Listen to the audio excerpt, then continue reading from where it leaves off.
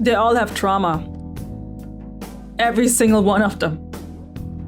Hey, I'm Sign and I'm not a YouTuber, just a girl who does things on the internet. If you clicked on this video, you probably either know me from my YouTube shorts or stumbled here by accident. Either way, welcome. You're not leaving until we are done here.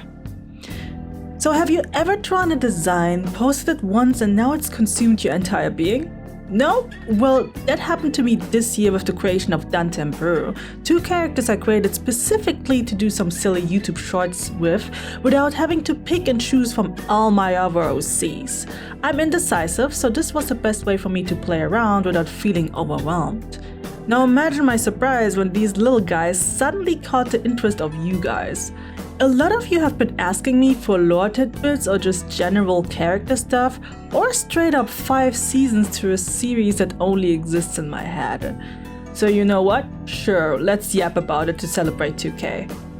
While you draw your own OC in the background, I get to talk about mine, so this is a good fucking deal.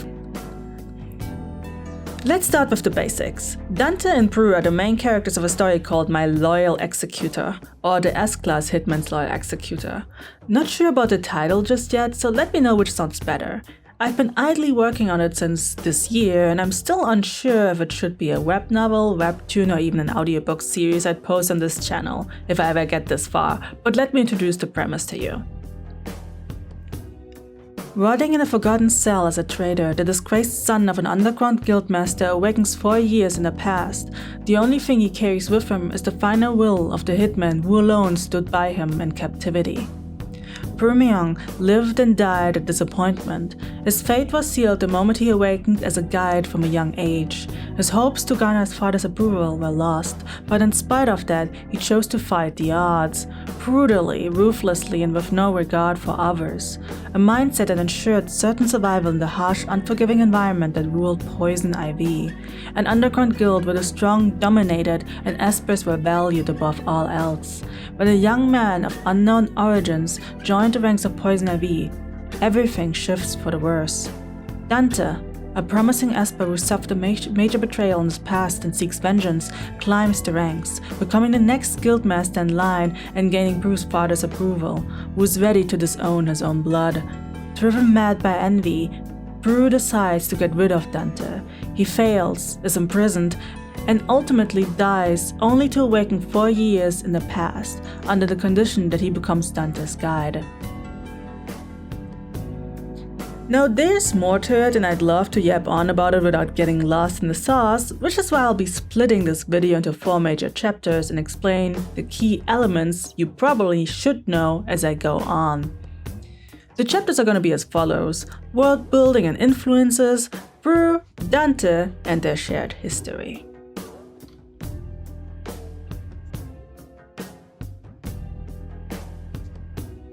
Chapter 1. World building and influences. Starting off with the world, as the title of the series suggests, the world is quite similar to stories such as My S-Class Hunters, Solo Leveling, and everything Solo Leveling fucking spawned ever since its conception. You have portals that opened decades ago in our modern day universe, dungeons which in the world of the Loyal Executor are called gates that lead to different pocket dimensions, espers, guilds, and rankings. However, for those who paid attention, something else is happening in this world that's integral to my OCs and their dynamics: the existence of guides.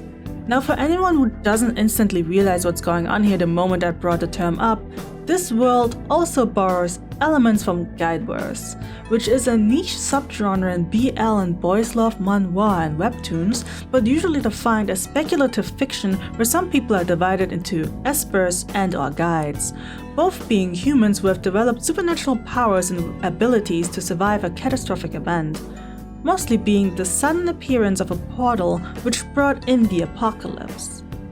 Espers and guides are part of this new society where supernatural tomfoolery is a thing. Essentially, in this world, giant dragons could leap through a gate and destroy the city, and modern-day guilds use your taxpayer money to prevent that. In this subgenre, guides... Okay guys, walk with me here. I'm not a native English speaker, so guides and guilds will sound really fucking similar on my end. I will do my best to try and pronounce it as Englishy as I can, but if the German accent is accenting, please forgive me. I'm trying my best. So, the guiding class. The guiding class are people with the innate ability to regulate an Esper's power and energy, since Espers in the world of Guideverse can actually overexert themselves and go berserk, which would be way worse than the giant dragon ruining the city, because Steve from accounting is doing it now. To prevent that, Espers either learn how to handle themselves or take up the services of a guide. This process is what the genre calls guiding, So depending on the story, guiding can be as simple as a guide's presence alone doing the job, words of affirmation, or lots and lots of touching. The more intimate the touch, the better. From hand-holding to hugs and kisses to... It's a boys' love subgenre for a reason, sitting right next to its much freakier cousin, the Omegaverse. Do note that guiding isn't inherently sexual, however it just has the potential to be depending on the story. In conclusion, since this isn't supposed to be a genre deep dive, unless you want it to be, I don't mind doing those either, Guideverse is what Sentinel alternate universes used to be.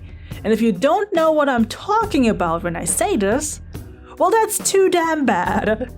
In the world of the Loyal Executor, there are 3 important world-building tidbits I'll mention. 1. The abilities of Espers can vary and evolve upon awakening. The class they awaken as, ranging from F to S class, is usually fixed. A guide can temporarily boost an Esper's stats and powers, however. This is called a class jump. Guides can only buff Espers. They also have a fixed class from F to S, which significantly influences the duration of their buff. This also influences whether they need to physically touch an Esper to perform guiding, and the potency of the guiding effect.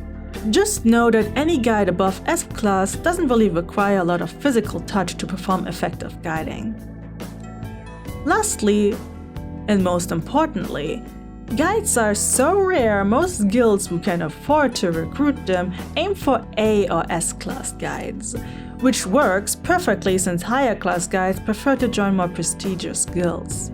Society looks down on every guide below A class, and this situation shows in their pay and overall treatment.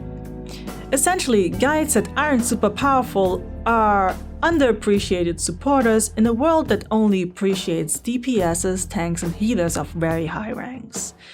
There's a lot more to the world, such as guilds, unions, underworld cities, illegal guilds, unique laws, societal prejudices, and so much more, but I'd like to keep things short. Do let me know if you want a follow-up video where I dive a bit deeper into the world building of this, but for now, let's close this chapter and move on to the 2 main characters, okay? Okay, awesome. Chapter 2. Regression stories. For those who don't know, regression stories are stories where a character due to unforeseen circumstances dies and returns several days, months, or years back into the past. These stories, in essence, tackle the question, what would you do if you got a second chance at life? They are siblings with the time travel genre like Steins Gate or, spoiler alert, Madoka Magica, but regression stories follow a return by death type of gimmick akin to ReZero's main character Natsuki Subaru, where a character's death ultimately triggers the strange phenomenon and it isn't something the character has full control over. Unless, of course, they are Satoru Gojo. Or it's a power fantasy story where regression isn't just a thing that happens, but is treated like a very convenient cheat code skill the MC can just pull out for no reason. Anyway, I love these kinds of stories if done well and can't love Junior I have butchered this name so bad right now. From omniscient reader's viewpoint, enough for it, okay? I love that guy. In some cases, requesters only get to request one time and try to do the best with the second chance given to them. Think of Shuri of Stepmother's Märchen. If you haven't read it, read it, it's a good story. These are the ones I enjoy quite a lot, so of course they influenced the creation of Prue specifically. Here are some basic facts about Prue you might find interesting. He's 21 years old, technically 25 if you consider he's a regressor, born on January 8th, and his ethnicity would be East Asian if he existed in our world. Think South Korean mixed with a bit of Russian. If you have seen any of Prue's centered videos, you'd get a pretty good idea what his personality is like. He's a grumpy guy, but incredibly cheeky if he wants to be. Cunning, mischievous, a total diva, with the temperament of a wild, feral street cat, and he will kill you if you call him short.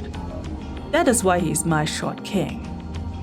He has his pride, but ultimately he also has an unexpectedly big heart. His former environment just forced him to kill that uniquely compassionate part of his character. Prue's named after a bird, Brewer's blackbird, which is a choice I made because I saw the images of this little critter and they look pretty miffed about something, but tend to be cute community-based individuals, which fits right in with Brewer. In character, his mother also used to love birds a lot, so I had an easy reason to give him that name. Prue's not only a regressor who has gone back in time to what I'll refer to as the new timeline, but he's also from, let's say, Universe 1. Now, why am I calling it Universe 1, you ask? This is gonna make sense, trust me. Just walk with me here, okay? Anyway, in the original timeline, Prue used to be the son of an infamous guild master. Poison Ivy is an underground guild known for its more illegal, dubious businesses. This is a guild you call if you don't want your activities to be documented. Now, when Prue awakened as an F-class guide in such an environment, I essentially doomed him to a very, very bad time. But unlike other miserable boys love twinks, this boy refused to let grown-ass man bully him all day. He knew that the only reason his father kept him somewhat protected was because Prue looked like his mother, his father's favorite guide concubine, which also meant the protection wouldn't last long after she passed away. Which is why he began to train and engage in combat from an early age. Needless to say, when it comes to the arts of throwing hands, Prue could solo most espers with zero close combat experience. Prue had to break through the confines and prejudices that came with being a guide in an esper-dominated place just to survive. He studied and researched reports about different realms, items, and weapons, just so he could prepare himself for the day his father would finally let him join missions, which was already very rare for a guy to do. On his birthday, his 17th birthday, his wish was finally granted. These were the worst 7 days of his life, however. Prue barely remembers his first mission. He was 17 when he had begged his father to let him join a raid. To prove his legitimate claim to the guild, Prue wanted to lead a crew. His father denied him the lead position, but he allowed him to pass through the gate. Seizing the opportunity to showcase his skills, the year-long studies, and his resolve, he departed with a group of espers handpicked by his father. Soon, he'd learn how little such things mattered when you're just a guide, an F-class guide no less. Again, he doesn't recall what happened in the 7 days he'd been stuck in that realm, he just knew he did everything he could to not be left behind and survived. Upon his return, Prue remembered the cold, scrutinizing gaze that inspected every wound visible on his body. The scratches and cuts, the bags under his eyes. "You're alive." How unexpected, his father said. That day, Prue realized his father had tried to kill him when he agreed to his request. What shocked him more was that he had achieved his goal of impressing his father regardless that day, because he praised him for the first time in his life for simply surviving. All it took was a little praise for Prue to decide he simply had to work smarter next time. He had learned his lesson, so he bowed his head, smiling boldly, and left the office, choosing to ignore his shaking hands on the door. This would be the most defining moment to Prue's mentality and explains 90% of why he behaves the way he does. He managed to stay afloat in this toxic environment, believing that maybe his father would acknowledge him again, maybe even let him take over the guild, somehow. He didn't even have to actually inherit it, he just wanted his father to consider him even remotely worthy. All that went downhill when his father brought along a heavily injured young man into the guild's base, when Prue was only 20. That man's name was... Chapter 3. Dante. This is where we pivot. Okay, that was rough, but remember, this is a regression story to its core. The original timeline is meant to be a tragedy, while the actual story will try to remedy that. Prue's story obviously isn't over, but I'd love to keep the details close to my chest for now, which means I can introduce you to Dante, right? I can do that, right? Transmigration. Yes, this is another tangent. My video, my rules. Transmigration stories, or what other circles might like to call isekai, is another genre or trope in fiction where a main character gets transported into another world. Most of the time, an isekai protagonist straight up dies in the original world to be either reborn or spawn into another world. Other times, especially if you consider the old classics such as Inuyasha, Fushigi Yugi, The Familiar of Zero, and/or Spirited Away, the main character doesn't have to literally die to enter this fantasy world, and gets teleported over there via mysterious means instead. Transmigration tends to be very popular in both shonen and otome-centered stories as of late. Some might say it's become oversaturated, and I do have to agree, so I'm sorry for contributing to the problem. Dante is from Universe 2, our world. Remember when I said it would make sense later? Yeah, he transmigrated into Prue's world after being summoned by something or someone who we don't know at the start of the story.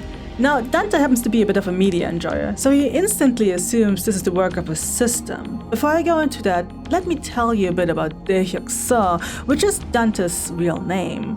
For the sake of clarity, I will be referring to Daehyuk as such when I refer to him in context of our world, and him as Dante in context of his isekai itself.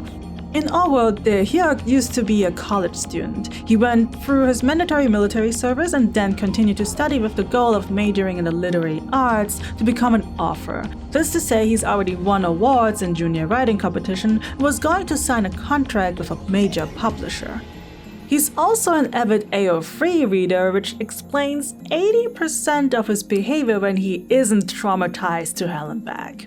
He is kind, gentle, and protective. He loves to occasionally rage bait his friends and family alike, but keeps it in jest.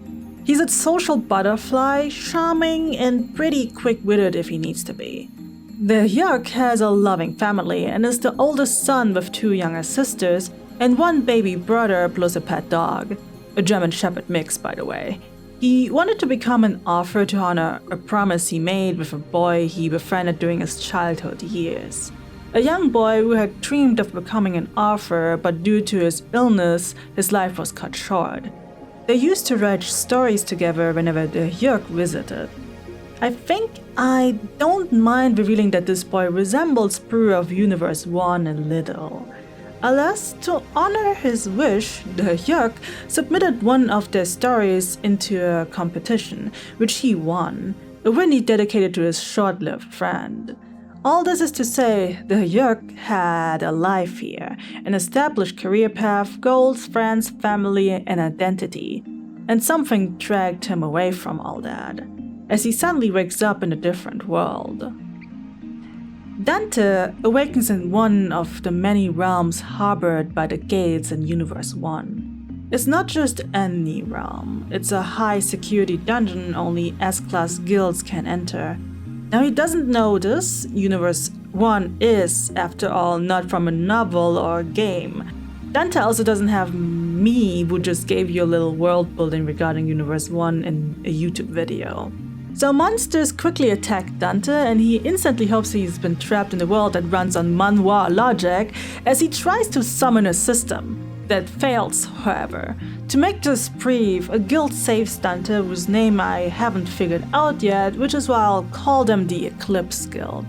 This guild also consists of Griffith, Iwan, and Rachel. Now why these names? They are placeholders for now. Don't worry about it.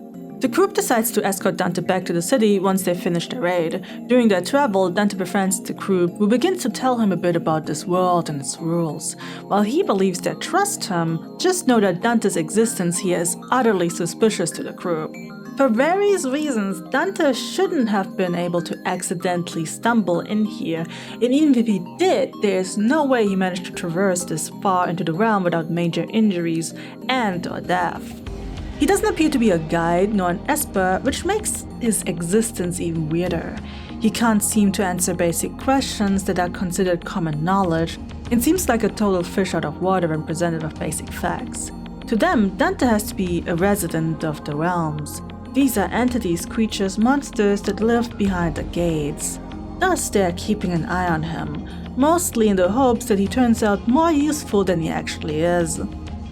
You see, the Eclipse Guild entered this realm because they accepted a mission that required them to pick up an unidentified cargo located deep in the ruins.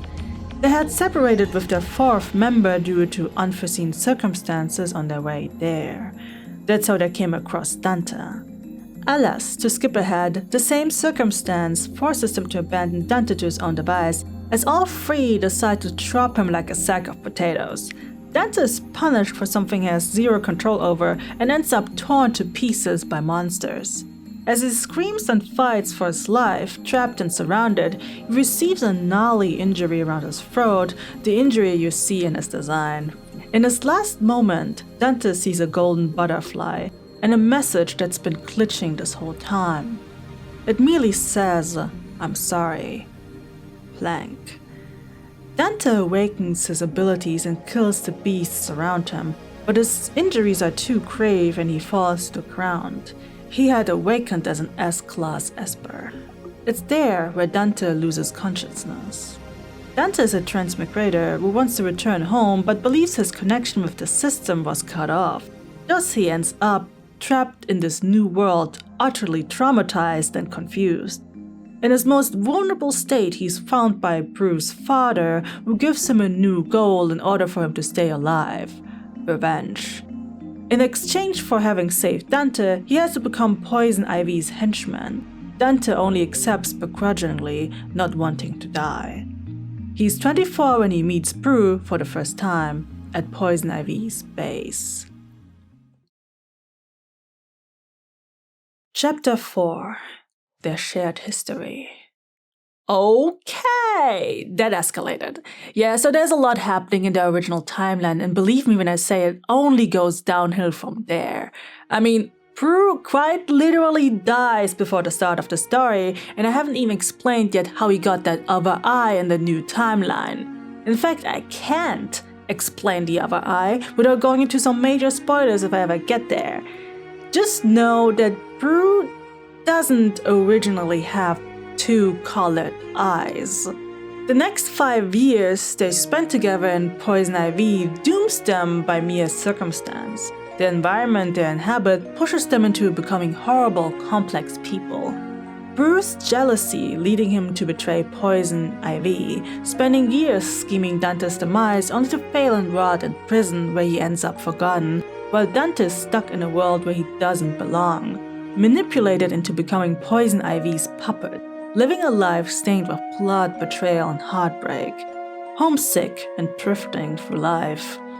Broken down to where Dante cannot trust anyone, in fact the only person he can trust is Prue, ironically.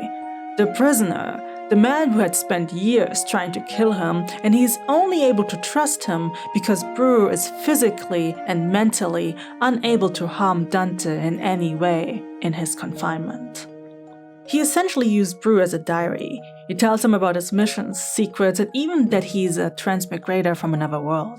He tells him about the family he misses, the actions he regrets, the dreams he once had, and all Broo can do is listen. It's preferable to the hellish silence that awaits him in the cell. He even starts to look forward to Dante's visits, and for a moment he wonders what they could have been had things been different. As you know, Dante leaves for his final mission and doesn't come back, while Broo starves to death, waiting for the hitman to return. So the story of the S-Class Hitman's loyal executor is the story of Broo and Dante, Broo being the loyal executor and OG Dante, so the Dante from the original timeline, being the hitman. Broo awakens 4 years into the past after his death, equipped with knowledge of the future that clue him in on future missions and political conspiracies he needs to look into. Broo conducts a plan to fake his death and escape the clutches of his father's cruel guild, while also trying to break off the fatal deal Broo made with a rival group that pushed him to his dead end in the first place. He has to get Dante out of Poison Ivy, start a new guild from scratch, and train his members into heroes because Broo received OG Dante's will. And not just his will, but a prophecy. A prophecy of another major apocalyptic event, the same mission that Dante went off to and never returned from in the original timeline. And that's it! That's the insane, incoherent ramble I can give you about these two. Popular mention to this woman right here who will make Broo's very first goal stupidly difficult. But she's gonna end up a part of the team anyway. So her name is Sparrow, I love her. I'm not gonna say anything about her because the video is gonna be long enough as is. As you can tell, the shorts I make, so the YouTube shorts I make, are a lot lighter in nature, mostly because as a form of therapy, but it's a lightheartedness I'd love to bring into the new timeline as Broo tries and struggles to realize OG Dante's will and makes sure new timeline Dante ends up in another, better environment, with better, more reliable teammates and guided into a better future. Now his methods to achieve that are going to be questionable. He is the son of an underground guildmaster. Of course, this makes trying to be now a law-abiding, taxpayer-funded guildmaster himself very difficult, and his methods will require some adjustments, but he's gonna give it some valiant effort. Anyway, thank you so much for making it this far into the video. I hope this didn't bore you to death, and if so, still thank you for making it this far. Let me know what you think of all this, your thoughts, theories, anything. I read all of it. I'm eating it for breakfast. I guess some small tidbits you might want to know is in terms of Broo and Dante's current timeline. Broo's own guild that he's gonna establish is gonna be named Broo's Nest. Well, he's gonna be called or referred to as either Mama Bird or Little Boss. These all are names he did not agree with, but he's dealing with it because he does love his teammates. He absolutely still hates those names though. Additionally, for those who don't know, an executor or executor, remember, English is not my first language.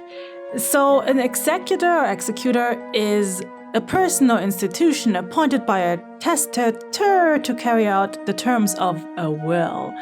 So it's essentially someone who makes sure that the will of someone who has died is being executed. Dante also has zero memories of the OG timeline for good reason, and aside from that, I have nothing else to tell you. I'm San, I'm not a YouTuber, but feel free to stick around if you want to. Thanks for watching, bye bye!